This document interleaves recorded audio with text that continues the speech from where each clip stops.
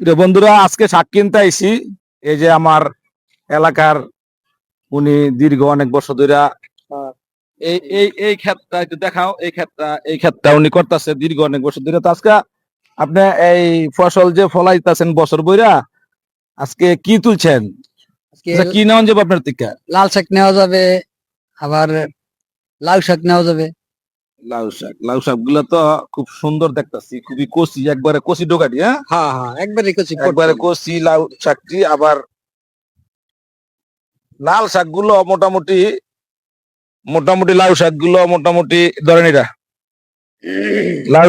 লাল শাক গুলো মোটামুটি পাতাগুলো ছোট, কচি বলা চলে। তো এটি কেমনে বেচতেছেন? কেমনে এটি বেশি 20 টাকা 15 টাকা।